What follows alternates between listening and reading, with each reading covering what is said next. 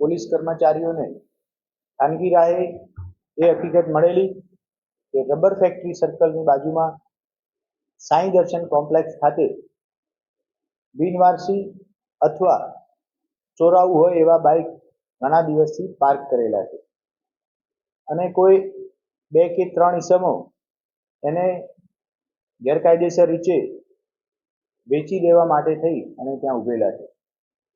બાતમીની ખરાઈ કરતા 3 ઈસમો આ જગ્યા ઉપર મળી આવેલા. તેમની પૂછપરછ કરતા 3 જણા ભાવનગરના ખેડૂતવાસ વિસ્તારમાં રહેતા, જેમના નામ યશ હરેશભાઈ ચૌહાણ ઉર્ફે યતિ, છોટાલાલ કિસ્મતભાઈ રાઠોડ તથા બિપિનભાઈ રમેશભાઈ વેગડ એવું પોતે બતાવેલું છે.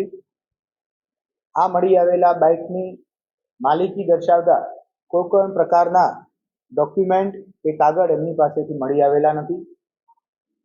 આગળની પૂછપરછ કરતા આ 3 આરોપીએ કબૂલાત કરેલ છે કે આ બાઇક એમણે ખાસ કરી અને ઓપન મેદાન કે જ્યાં મેળાઓ થતા હોય અથવા કોઈ મોટા ધાર્મિક સામાજિક પ્રસંગ થતા હોય એવી જગ્યાઓથી ઉઠાવીને લાવેલા છે અને ઓછી કિંમતમાં વેચી મારી અને પૈસા લેવાનો પ્લાન હતો.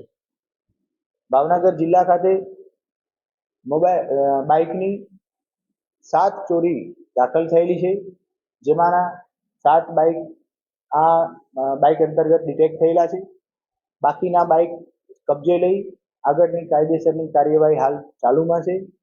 અન્ય વિગતો એ બાબતે તપાસ ચાલી રહી છે કે ભાવનગર જિલ્લા સિવાય આજુબાજુના કોઈ પણ જિલ્લામાંથી આ લોકોએ બાઇક કે કોઈ અન્ય વસ્તુઓની ચોરી કરેલ છે કે કેમ.